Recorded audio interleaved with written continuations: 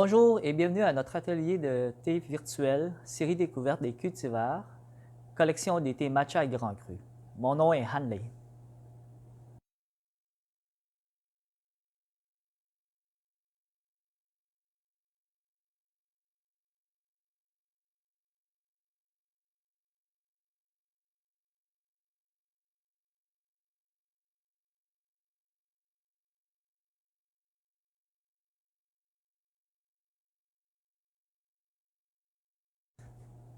Je vous présente aujourd'hui 5 matchas cérémoniales grand cru issus des deux régions les plus réputées pour la production de thé matcha. Donc, les deux régions, coïncidemment, sont situées sur l'île de Kyushu, qui est ici, une île la plus au sud du Japon. Donc, les trois premiers matchas que nous avons ici viennent de la région de la préfecture de Kagoshima et les deux autres de Fukuoka. Donc, les 5 matchas que nous avons, le premier, c'est le cultivar Asanoka, le deuxième, Semidori, le troisième, Seimei, le quatrième, Okumidori et le dernier, Yabukita. Pourquoi est-ce qu'on a 3 matchas de Kagoshima? C'est parce que Kagoshima est une des régions les plus réputées pour la production des thés. Si je ne me trompe pas, actuellement, c'est à Kagoshima qu'on a le plus de variétés de thé faites avec différents cultivars.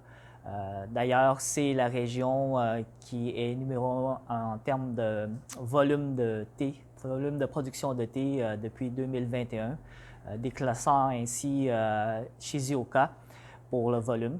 Puis Kagoshima, comme le jardin avec qui on fait affaire, depuis une quarantaine d'années, n'arrête pas de gagner des prix pour différents thés qu'ils produisent. Donc, très connu pour les cultivars très spéciaux. D'ailleurs, il y a un centre de recherche qui s'appelle Makurazaki, qui justement a développé le cultivar Asanoka en 1996. Donc, c'est un cultivar assez récent, le cultivar Asanoka. Puis, c'est un cultivar très prisé. La particularité de ce cultivar, c'est qu'il est parfait pour produire des thés ombragés, que ce soit des gyokuro, des kabusecha ou du matcha, comme dans ce cas-ci. Pourquoi il est intéressant? C'est parce qu'il a des notes d'umami, c'est-à-dire comme crémeux, beurré, laiteux, qui est très prisé chez les Japonais. Puis, il a une fraîcheur incomparable. Lorsqu'on le boit, ça rappelle quasiment comme un lait frais, sauf qu'évidemment, il y a d'autres choses que ça, c'est-à-dire qu'on va avoir des notes, dans ce cas-ci, de raisin, un petit peu de menthe, floral, un bouquet vraiment très complexe, gourmand, mais en même temps léger, frais. Puis une fois qu'on l'a consommé, au bout de la langue, on commence à sentir une sensation sucrée qui se développe tranquillement à travers la bouche. Puis cette sensation-là dure quand même très longtemps, je dirais une bonne demi-heure pour ce cultivar-là, ce matcha-là. Alors, il est magnifique. Sinon, au niveau de l'origine de ce cultivar, c'était un croisement qu'ils ont fait entre le cultivar Yabukita, qui représente la majorité de la production des thés japonais, et croisé avec un cultivar expérimental de Chine qui s'appelle le CP numéro 1. Donc, des codes au lieu de noms formels parce qu'il y a plein de tests et de développement qui se fait dans le monde du thé. Alors voilà, on a un cultivar qui a un profil de goût très distinct, très original, avec une fraîcheur incomparable, tout en ayant des notes très gourmandes. Je vais vous faire une petite démonstration du matcha pour vous montrer à quel point la robe, la couleur, elle est belle.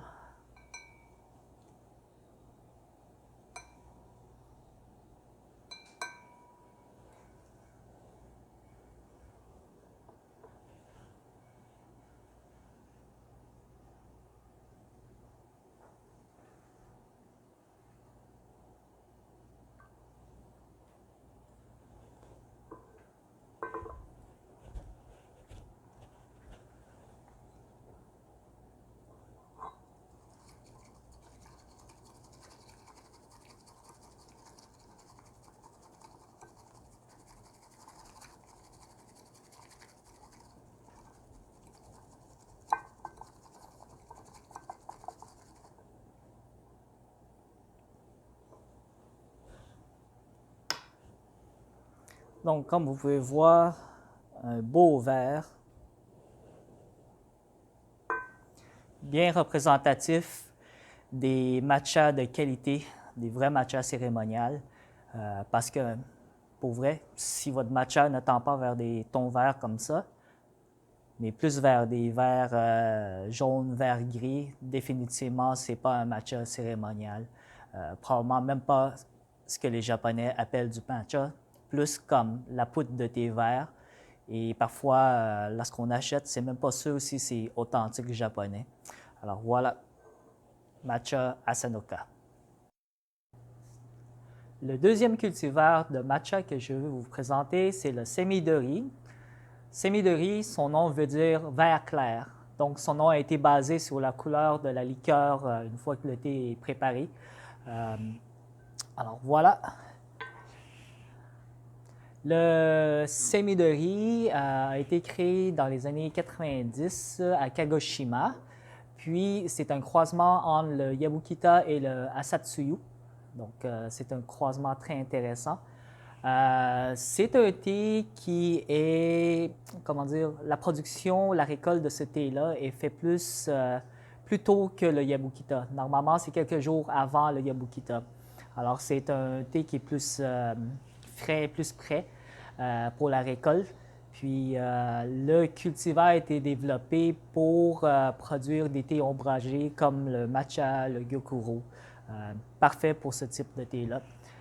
Au niveau du goût, il est très riche avec des notes de fruits mûrs, une sensation sucrée en bouche, une texture vraiment très onctueuse et crémeuse.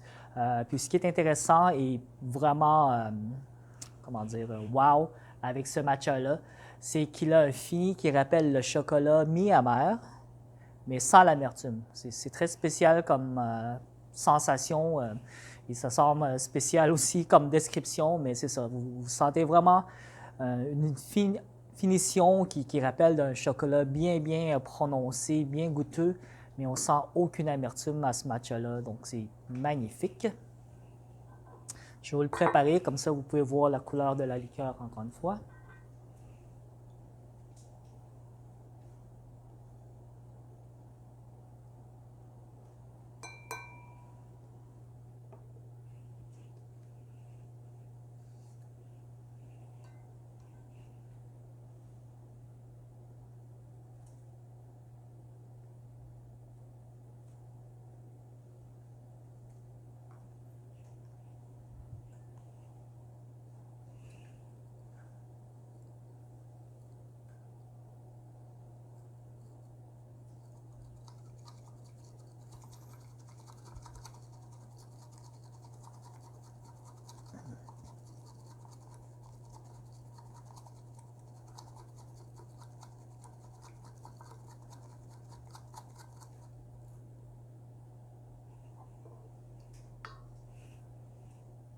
Et voilà, comme vous pouvez voir, un beau verre bien riche encore une fois pour un bon thé matcha de type de grade cérémonial.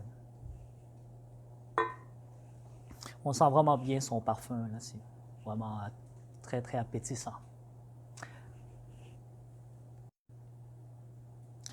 Le troisième cultivar, Seimei de Kagoshima, développé en 1992 par le Narrows Institute of Fruit Tree and Tea Science, une organisation japonaise qui est vraiment axée sur le développement des thés, des plantes, des arbres, des fruits, des choses comme ça, pour aller chercher le meilleur autant en goût qu'en nutriments.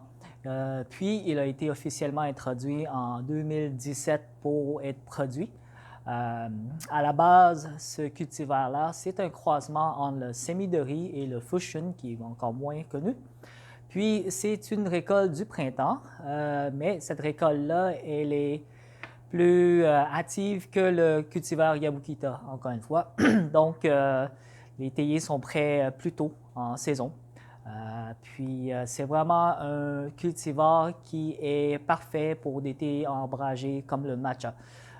Au niveau du goût, il est riche en umami, un fini sucré, une texture vraiment onctueuse et crémeuse. C'est vraiment très intéressant. qu'est-ce qui est spécial avec ce cultivar, c'est que originellement, la notoriété des thés verts japonais a perdu un peu de, comment dire, de prestige, d'intérêt envers le marché international. Alors, les Japonais travaillent toujours à développer des nouveaux thés, des nouveaux cultivars. Puis, le résultat de ce dernier, le Seimei, selon eux, c'est vraiment comment dire, une révolution au niveau du standard de qualité et des thés japonais. Autant dans le goût, les arômes que le volume que ces types de théiers-là peuvent produire à long terme. Alors, ils sont très fiers de ce cultivar-là. Actuellement, c'est encore un thé qui est très peu produit, mais en bout de ligne, le potentiel est là. Il faut juste qu'avec le temps, les producteurs travaillent plus avec le théier, puis développer des thés plus intéressants. Donc, on va faire un petit match avec ça.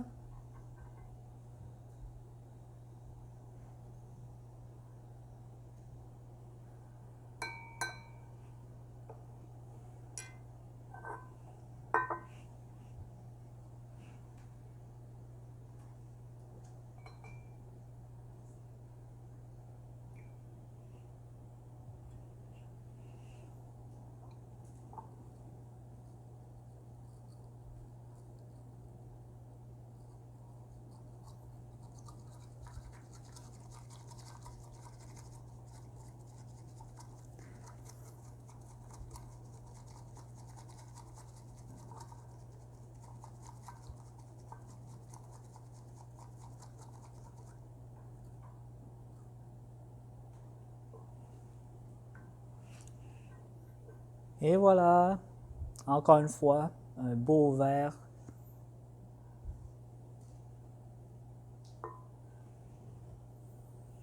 Belle fraîcheur.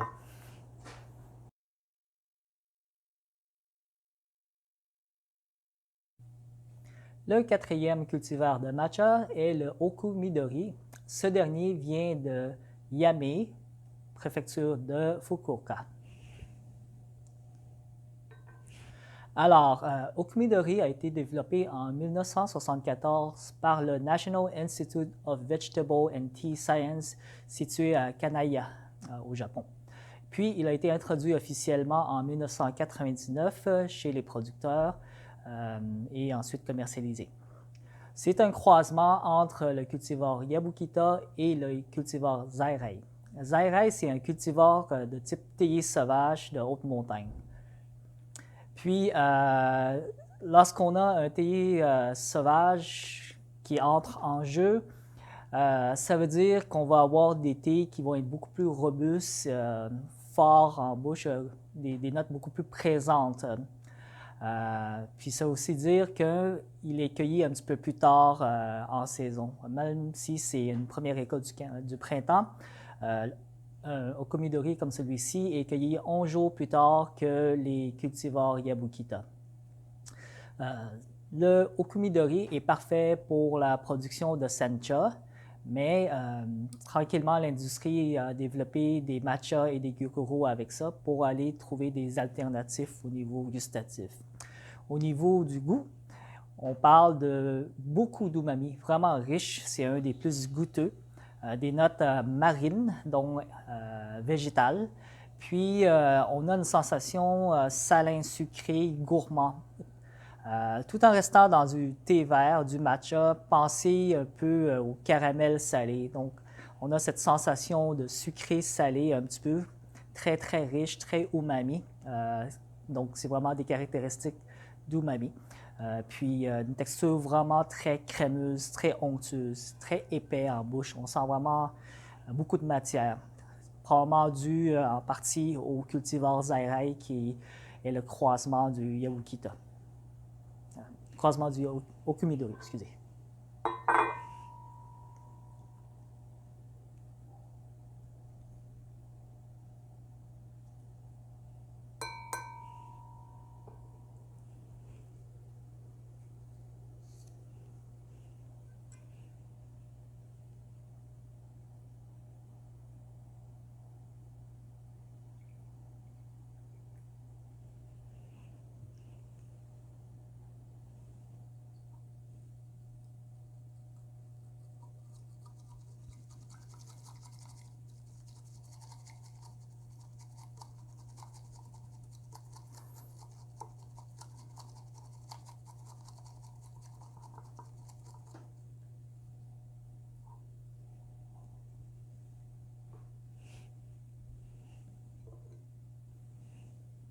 Et voilà.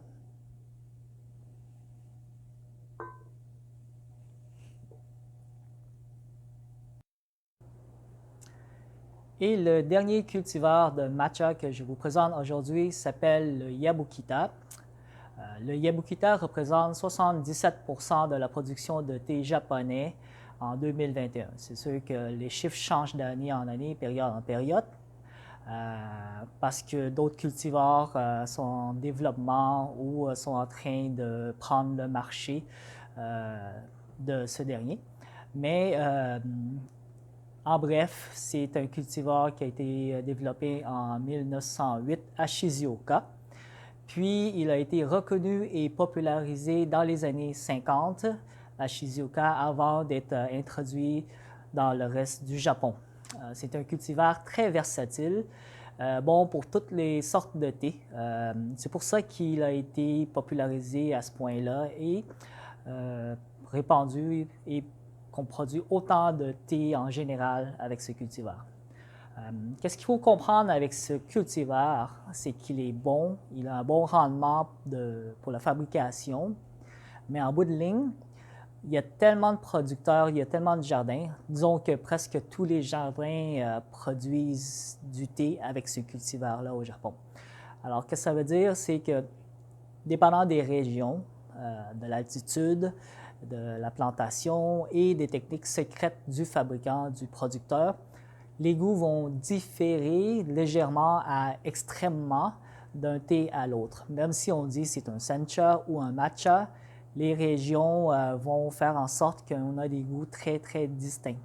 Mais ça, c'est une autre histoire, alors on va juste se concentrer sur ce dernier. Alors, notre matcha ici vient de Yame, Fukuoka, et la particularité des matchas de Yame est qu'il a une note très crémeuse, umami, mais bien équilibrée. Par bien équilibré, ce que je veux dire, c'est qu'il n'aura pas des notes salines sucrées comme le Okumidori. En fait, il va avoir des notes de fruits mûrs exotiques, très gourmands, très crémeux, tendant vers le chocolat blanc.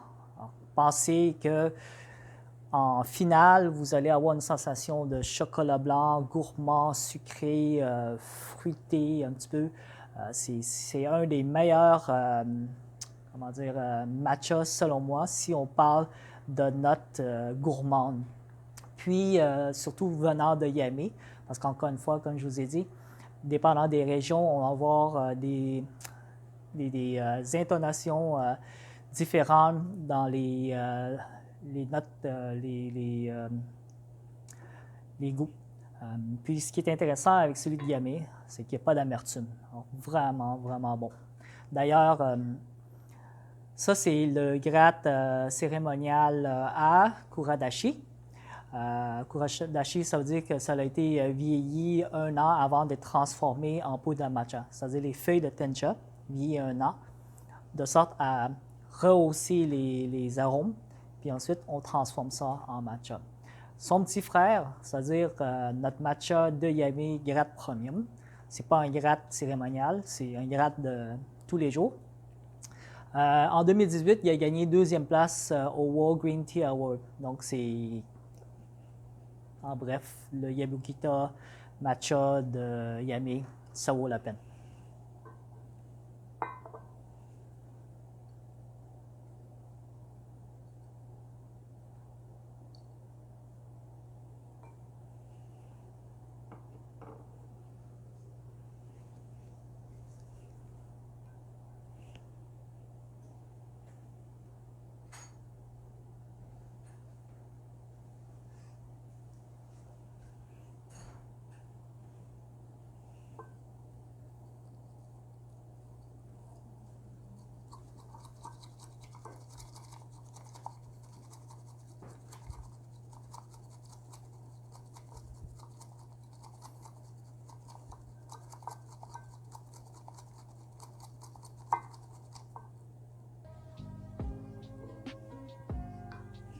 Et voilà, encore une fois, un beau verre. Vraiment gourmand comme thé.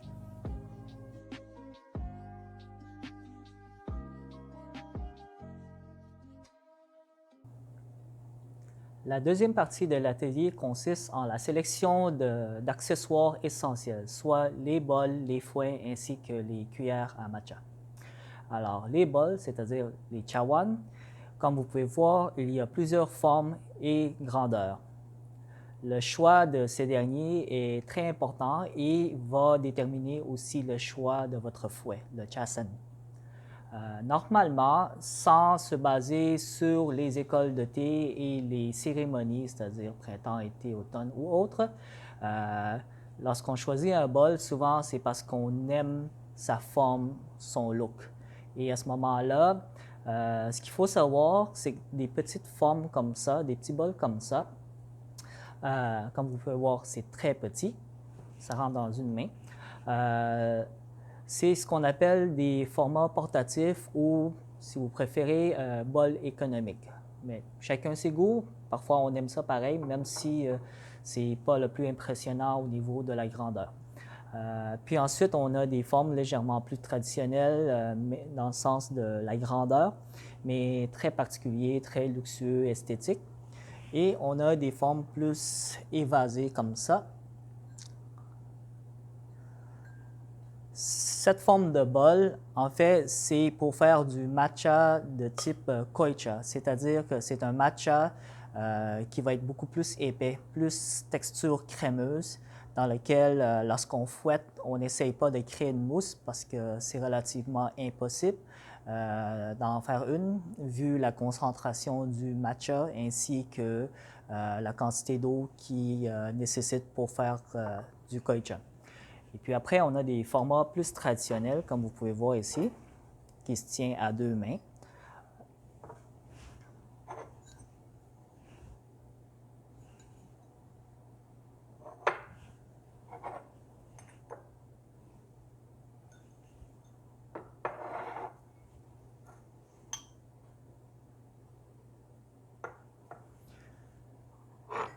Un bol de ce type-là, qui est assez standard au niveau de la forme, la grandeur, est un bol qui est très facile à travailler avec parce que lorsqu'on met du matcha, la poudre de matcha, on peut bien aller centrer la poudre au milieu.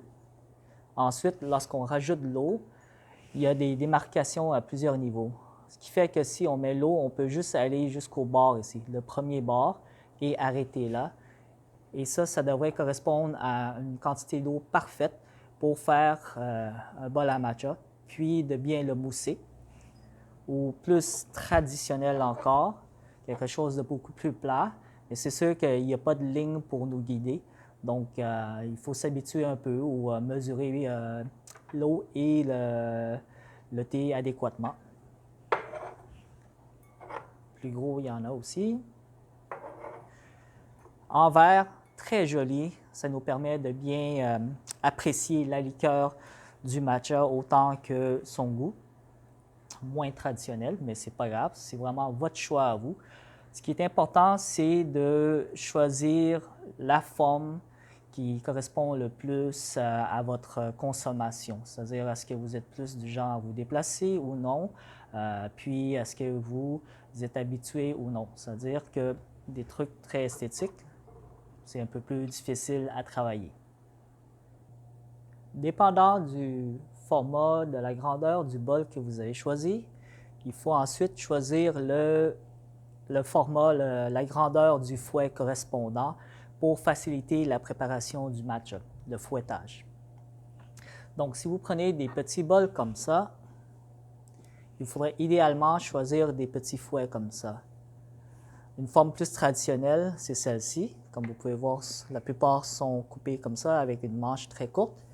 Et le fait que le fouet soit plus petit, ça nous permet d'avoir plus de place pour faire des mouvements va-et-vient qui permet de créer la mousse dans le matcha. Mais si la manche elle est trop courte, c'est dur de tenir et de bouger. À ce moment-là, on peut tout simplement aller chercher un fouet un petit peu plus atypique avec une longue manche qui nous permettrait de juste gigoter la main comme ça. Et ça nous permet de faire des mouvements beaucoup plus rapides et lancés pour créer une belle mousse. Si on va avec des formats plus traditionnels, c'est-à-dire pleine grandeur, comme celle-ci, il n'y a pas de place pour vraiment fouetter, faire les mouvements va-et-vient. Et à ce moment-là, c'est moins facile de mousser le matcha. En plus que c'est plus exigeant pour la poignée, ça peut créer des tendinites soi-disant. Donc, c'est moins pratique. Normalement, ces formats-là sont plus adaptés pour des bols pleine grandeur. Donc, on peut vraiment faire des mouvements rapides, va-et-vient, il y a beaucoup de place. Et le fait que le bol est plus grand, donc plus d'eau, plus de surface, il faut créer plus de mousse pour couvrir le bol. En ayant un fouet qui est plus grand, avec plus de branches, ça nous permet de mieux fouetter justement. Parce que plus qu'il y a de branches, plus que ça va mieux mousser. Petit comme ça, beaucoup de travail pour couvrir le bol et mousser ça. Donc, plus gros bol, plus gros fouet. En ce qui concerne la sélection de cuillères à matcha, comme vous pouvez voir, il existe plusieurs modèles.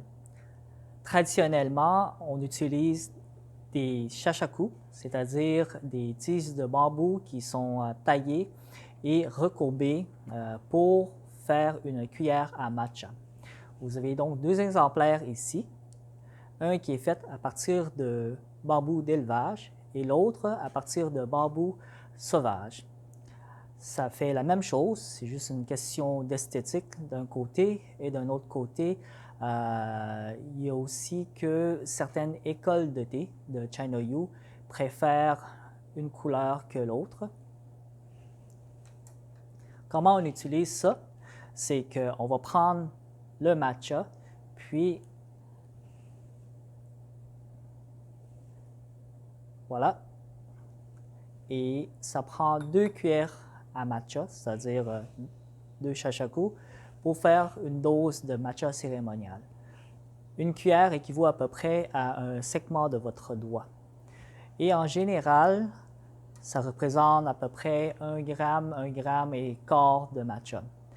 Sauf que, en utilisant ces cuillères traditionnelles, certains gens parfois peuvent aller trop en chercher. Et là, ça dépasse la dose. Alors, ceux qui ne sont pas habitués vont faire des matchas qui ne goûtent pas comme ils devraient être. Alors, l'industrie a dit, bon, bien, pour simplifier la chose, on va vous créer une cuillère à mesurer. En bout de ligne, c'est juste une cuillère de 5 ml qui est équivalent à peu près à 2 grammes et demi de matcha. C'est pas plus sorcier que ça. Ça vient en métal, stainless steel, acier inoxydable ou en plastique. Vous avez ça qui traîne chez vous, sûrement dans votre cuisine. Pas besoin d'acheter quelque chose de fancy dehors parce que c'est la même chose. La seule chose qu'il faut savoir, c'est le plastique, ça n'altère pas le goût, c'est bien. Le métal, en théorie, ça ne change pas le goût du thé parce qu'il n'y a presque pas de contact, c'est très rapide, mais il existe quand même plusieurs grades d'acier inoxydable. Ce qu'on appelle du chirurgie ou culinaire, c'est-à-dire grade culinaire, bon pour la consommation, du 304, ou sinon du bas de gamme, souvent très disponible dans beaucoup d'établissements. Et à ce moment-là, ça sent le métal. Vous pouvez le sentir versus un qui est de meilleure qualité. Ça ne sent pas vraiment. Ça va changer le goût de votre matcha. Alors, c'est déconseillé un peu d'utiliser le métal en général, mais s'il faut, assurez-vous que ce soit un de grade culinaire, de grade chirurgie, c'est-à-dire au moins du 304 comme standard. Si vous n'êtes pas sûr, il n'y a pas de marque qui est écrite dessus. Si on ne peut pas vous garantir ça, prenez pas de chance. Ce n'est pas nécessairement bon pour la santé. C'est pour ça que ce n'est pas approuvé par Santé Canada pour les préparations de nourriture ou pour d'autres raisons chirurgicales. Ensuite, on a quelque chose comme ça, en bois, une cuillère plus traditionnelle au niveau de la forme. Vous pouvez y aller avec ça, Mais en réalité, ce n'est pas une cuillère à matcha pour mesurer et préparer notre matcha. C'est plutôt que lorsqu'on fait du matcha, on consomme du matcha, on veut toujours tamiser le matcha. Et c'est un fouet comme ça, pas un fouet, une cuillère, un shashaku comme ça, c'est quand même un petit peu plus fragile et onéreux qu'une petite cuillère en bois normale. Et pour pouvoir tamiser le matcha,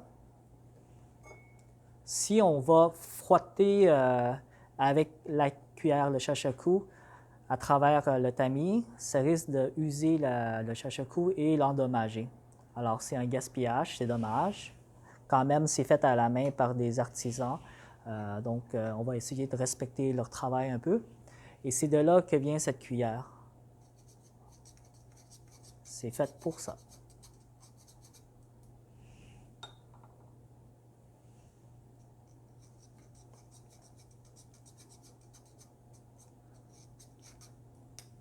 Alors, ça, c'est la démonstration de comment utiliser cette cuillère. Mais dans la réalité, on n'est pas supposé de mesurer avec ça parce que ce n'est pas une mesure officielle. Normalement, ce qu'on fait avec cette cuillère-là, c'est lors des cérémonies ou tout simplement parce que vous buvez régulièrement du matcha et donc vous avez un natsume ici, un contenant pour conserver le matcha.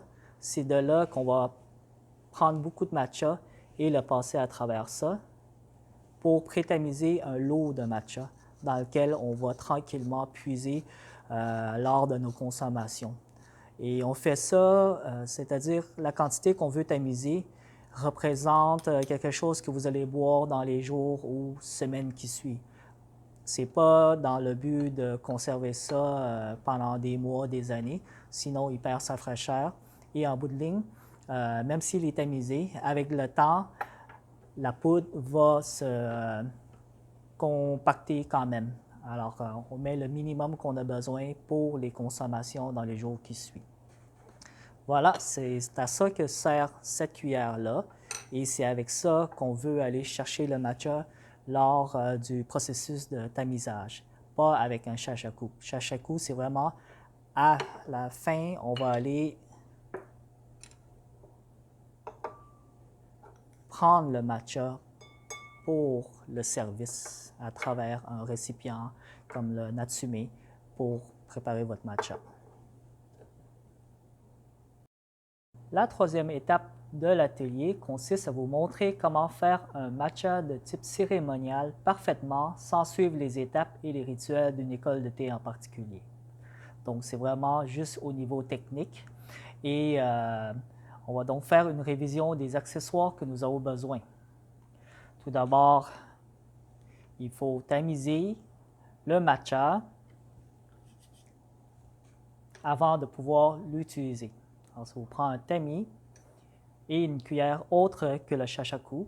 Mais si vous insistez, ce n'est pas la fin du monde, vous pouvez quand même l'utiliser. Même moi, je le fais souvent pour tricher un peu, économiser du temps. Ce n'est pas la fin du monde, c'est pas si cher que ça.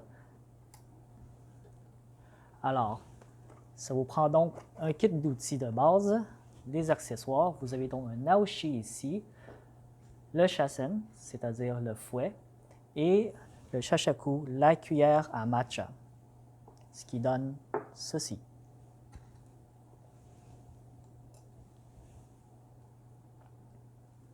Comme vous pouvez voir ici, le shasen est enfoncé dans le naoshi parce que le naoshi sert à remouler le fouet. On va regarder ça un petit peu plus tard. Le bol que j'ai choisi, c'est celui-ci, un bol qui est d'une grandeur standard et d'une forme qui est très facile à travailler avec. Donc, on peut voir à peu près où mettre la poudre à matcha et jusqu'où on va mettre de l'eau, sans devoir mesurer avec des instruments très précis. La forme du bol est légèrement recourbée vers l'intérieur, ce qui facilite le fouettage sans éclaboussure vers l'extérieur du bol, c'est-à-dire qu'on risque moins de perdre de l'eau. Ce qu'on veut faire, c'est de sortir le fouet de son boîtier. Donc, fouet.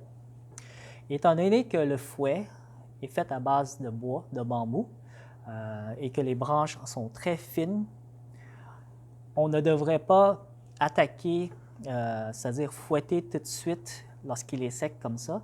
Ça risque de briser les branches, c'est très fragile, et donc il faut les mouiller en premier.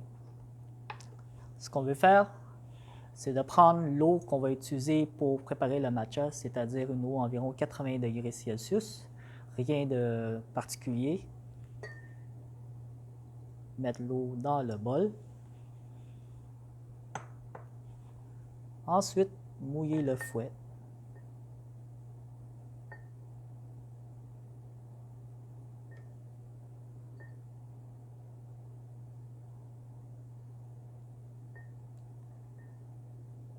Une trentaine de secondes. Puis ensuite, juste un petit fouettage comme ça pour rendre les branches un petit peu plus flexibles. En même temps, on se réchauffe la poignée un peu. On jette ensuite cette eau-là.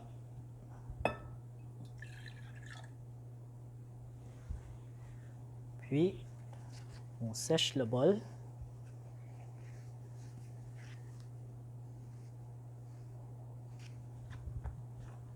Alors, qu'est-ce qu'on a maintenant?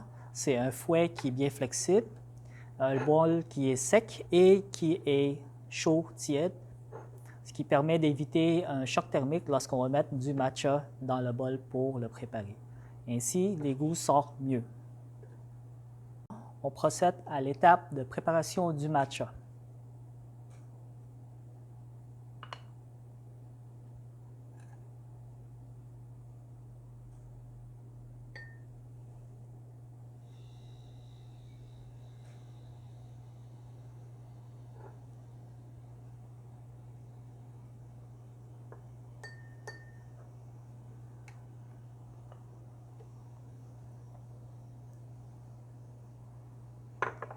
J'ai donc mis à peu près 2 grammes de matcha dans le centre du bol. Et ensuite, on va mettre une centaine de millilitres d'eau. La température, c'est à peu près 80 degrés Celsius, un petit peu plus, un petit peu moins, c'est pas grave. Pensez plus que, dépendant des saisons, on va ajuster la température de l'eau selon notre confort.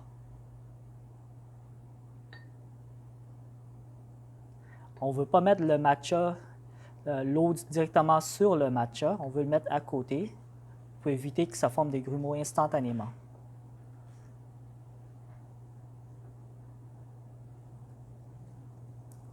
On va déloger le matcha du fond du bol en premier avant de commencer à vraiment attaquer en fouettant.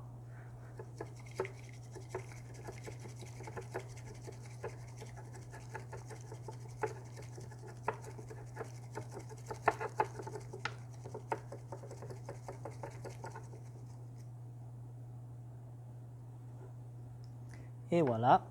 Alors, le processus de fouettage dure quelques secondes seulement, dépendant de notre capacité, de notre compétence, évidemment. Donc, au début, peut-être ça va prendre 30 secondes, 1 minute, éventuellement quelques secondes. Qu'est-ce qu'il faut savoir, c'est que si on fouette trop longtemps et qu'on n'arrive pas à faire la mousse, il faudrait comme arrêter là si on recherche le goût. Parce qu'à force de travailler l'eau, le matcha, le thé s'oxyde et il goûte moins bon. Alors, peut-être pas débuter avec un grand cru cérémonial, pratiquer avec quelque chose de plus standard de tous les jours. Comme vous voyez ici, j'ai moussé complètement le bol de matcha, de sorte à avoir une belle couche de mousse. La mousse dans un matcha, c'est l'équivalent du créma dans un expresso. Donc, c'est très important d'en produire au niveau gustatif. C'est sûr que certaines écoles de thé vont vous dire de faire plus ou moins de mousse, mais là, on ne parle pas d'école de thé, on parle bien niveau gustatif. En bref, c'est l'huile essentielle qui est dans la matière, c'est-à-dire le matcha, qui se transforme en mousse lors de l'émulsion. Ensuite, avec l'incorporation de l'oxygène et tout, de là, on a ce qu'on a.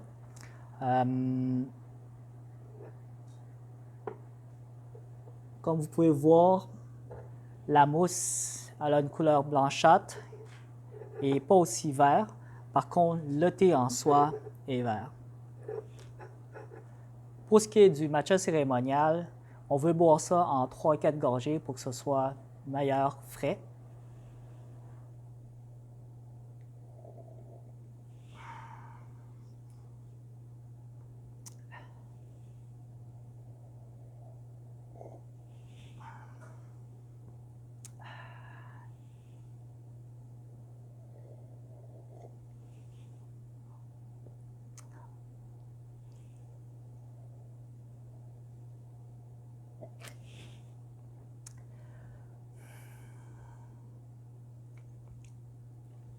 Comme vous pouvez voir, il n'y a pas de grumeaux, il n'y a pas de miettes de thé qui est pris dans le fond parce que la technique est bonne, le fouet, les outils sont adéquatement compatibles et on a tamisé le matcha préalablement. Et c'est des étapes qui sont très importantes lors de la préparation du matcha. C'est crucial, en bref. Si on ne suit pas ces étapes-là, on risque de manquer notre coup et à ce moment-là, on perd beaucoup au niveau du rendement et du goût. Sinon, au niveau de l'entretien des outils, une fois qu'on a fini le matcha, c'est que le fouet, on peut soit utiliser le bol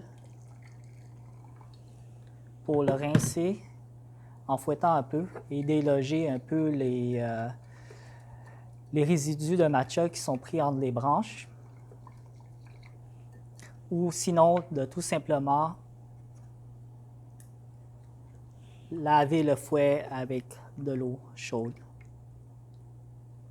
Ce qui est important de savoir, c'est que le fouet, puisqu'il est en bambou, du bois, on ne peut jamais utiliser du savon pour le laver. Alors, c'est juste un rinçage.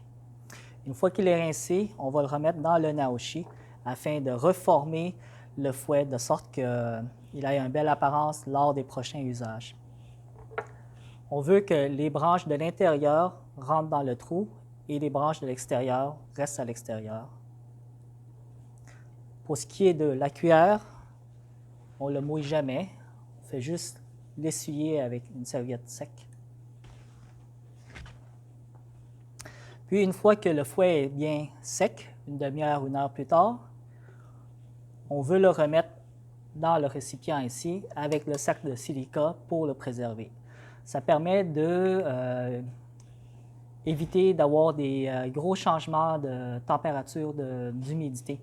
Parce qu'en bref, au Canada, au Québec, le changement de température et l'humidité est trop extrême que si on ne fait pas ça, il risque de se fendre. Parfois, en 1 semaine ou 2 après qu'il soit sorti de son emballage parce que c'est un changement de température de saison.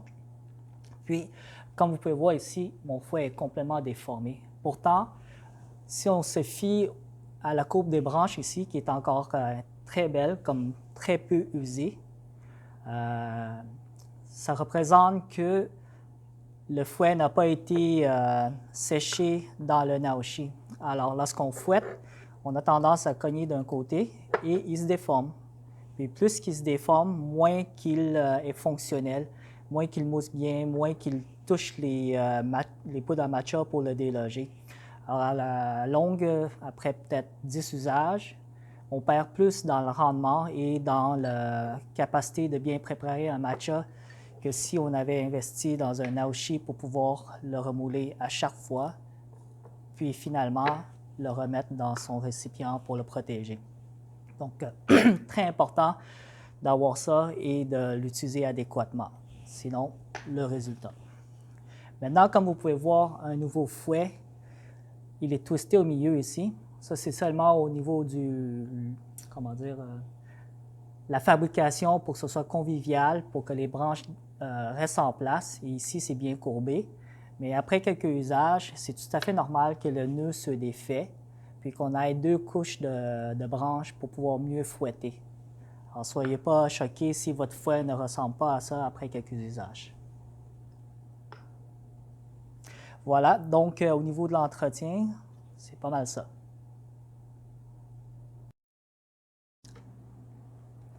En résumé, pour bien préparer un matcha, il faut d'abord tamiser le matcha avant de le consommer.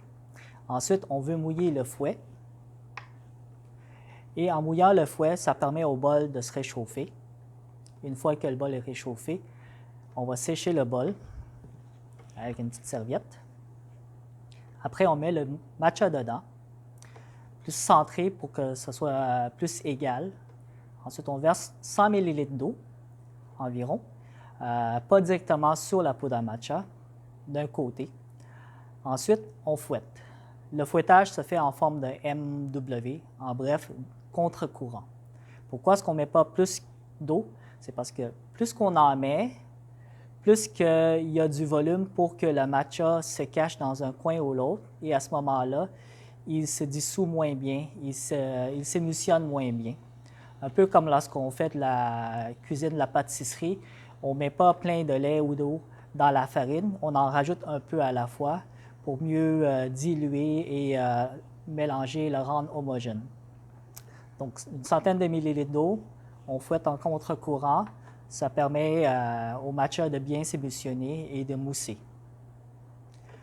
Pour ce qui est de la consommation, on veut essayer de boire ça dans la minute qui suit, avant qu'il s'oxygénise et qu'il perd sa fraîcheur. Alors, c'est un peu comme un expresso, on veut boire ça rapidement.